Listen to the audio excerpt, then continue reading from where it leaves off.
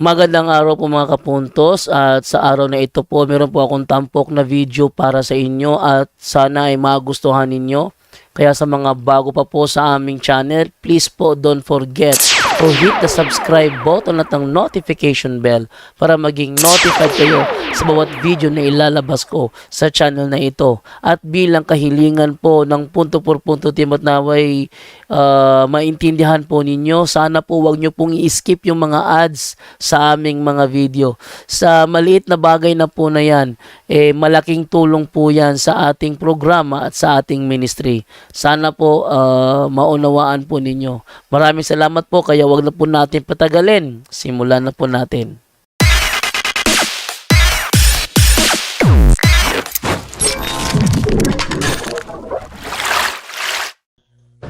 Magandang araw po sa inyong lahat at meron po tayong talakayin ngayon, no? Saglit lang po ito. Ipinapaalam ko lang na nung nakaraang January 29, kung saan naganap ang debate sa pagitan ni Archie Anides at nitong si Father Darwin Gitgano, isa sa mga pumunta sa naturang event itong si Julito Daig.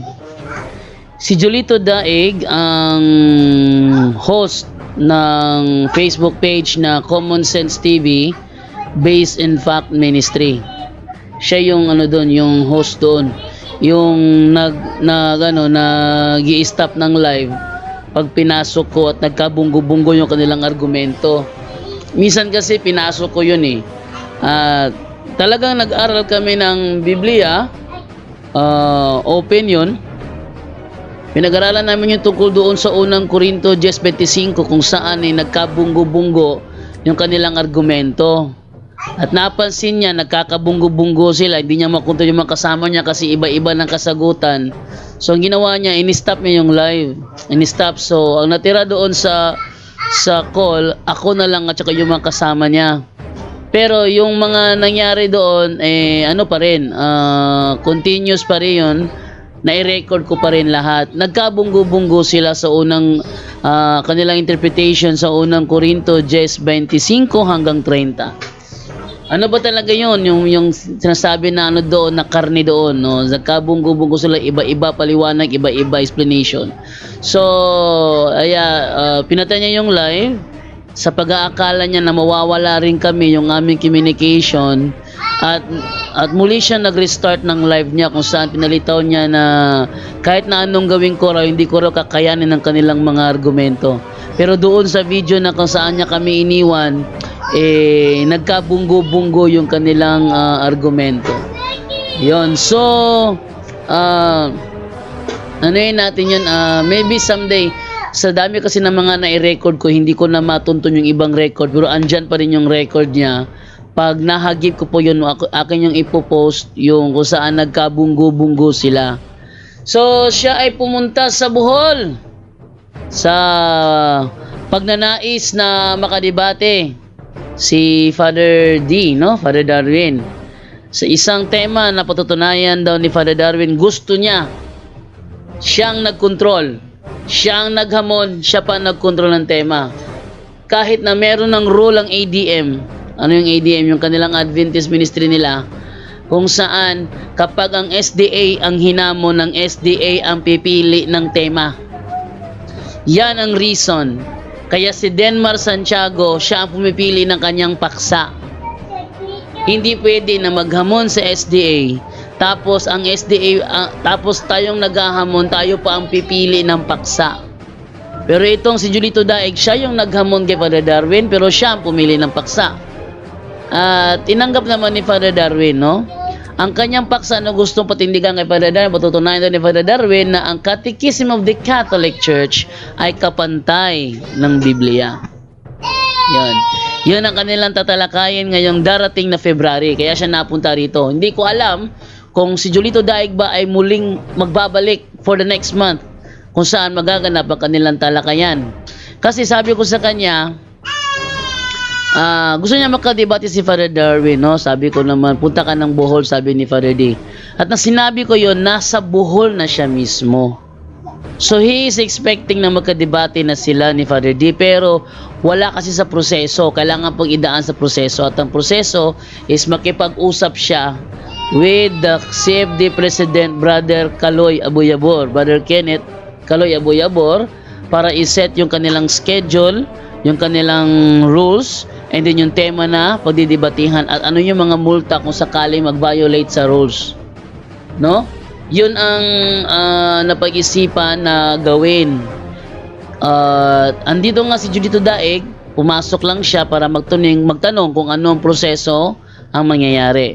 Eto, pakinggan po natin. Okay, so doon ay pagkutanan, paila sa imong kaugalingon. Nagadiin. Mayroon gabi kanatuntanan mga kagsunan.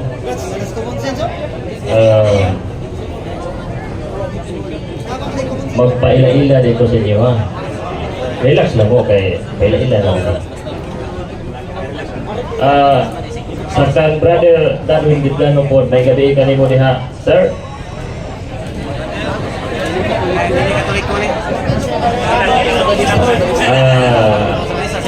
Would you speak sa inyo ha, mag-father dun mo, pero kami kay, ang pagtungo na to kay base mo po Biblia nag-ingon nga ag-father, that's why nga, wala katawan dyan. Pangutanan na bro. Halagay kay Tanzawan. Gutom na kayo, gutom na. Papailala lang ko, sir. Sir, papailala lang ko. Ako tong imong gi-replyan nga anahig puhol bro. O niya, murag ato ra po upat adlaw dili. Ayaw pag-sensor. Dayon upat adlaw ko dili dayon nagbuhat ko. Brad, lang Brad. Brad. Brad. Okay. Okay na, sir. Okay. Okay, Brad, okay. Okay. Kining yung anhig ko dili, mga upat na kadlaw nagpaabot ko sa communication kay na ag-propose naaman tayo proposal na asking for dialogue. Kung mo lang nagpaila-ila ko kay gusto na ko nga kung sa inyong plano, dili ba na ko i-propose o dito sa formal nga area? Sunod lang lang bro. Coordinate lang ni Brad. Kaloy, pangutana sa laron. Maura na akong pangutana kung pagpaila-ila, at least nga ma-appreciate ninyo nga ni ari ko, from Bukidnon ni ko. Maura na. Salamat. Pastor.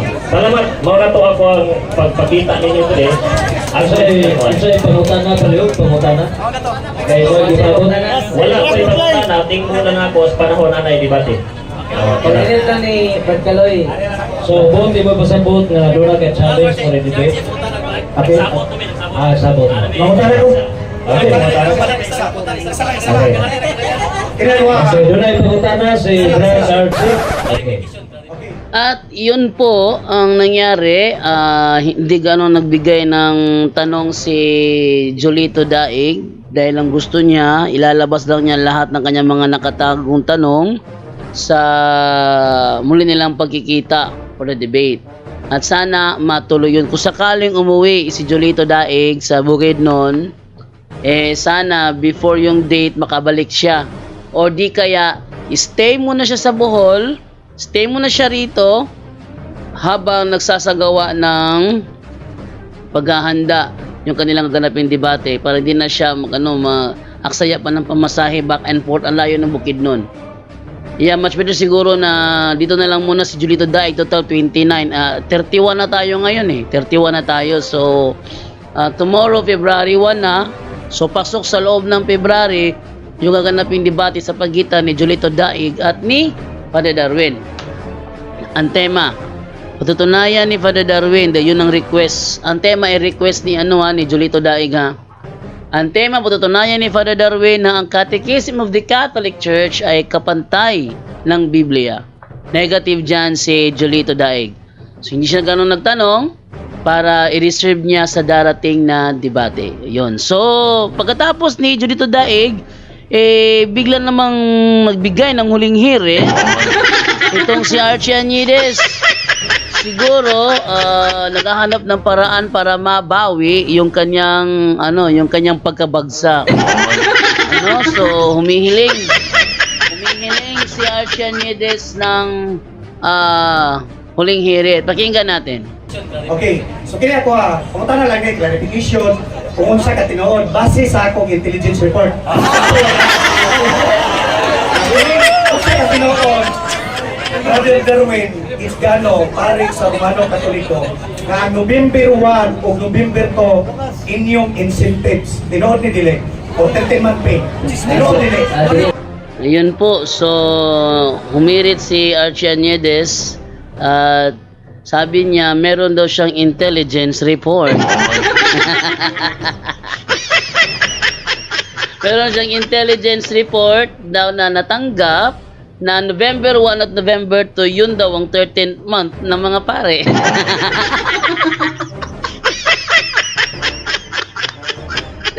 Thirteenth month daw, no? At meron daw incentives.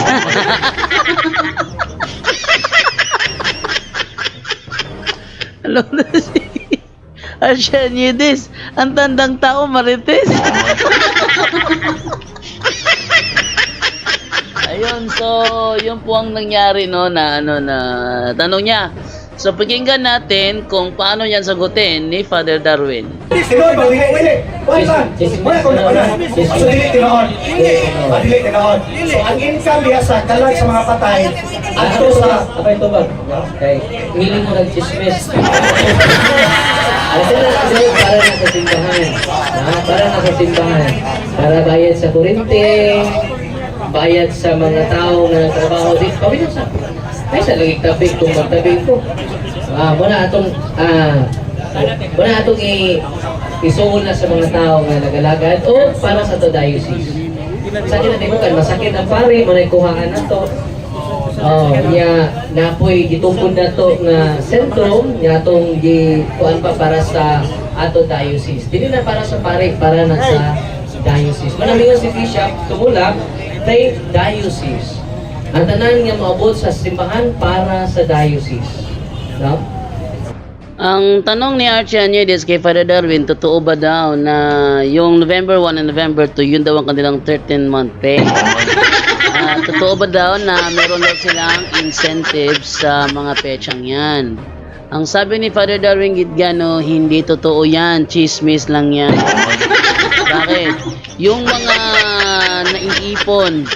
naiipon sa November 1 and November 2, yun ay napupunta sa diocese, sa simbahan. Para saan? Pambayad sa kuryenteng na gamit. Pag may sira sa simbahan, doon gagamitin. Pangsweldo sa mga tao na tatrabaho sa loob ng simbahan. At budget na pagkain sa mga taong pinapakain sa loob ng simbahan. Budget para sa ministry kung meron mang ginagawang ministry.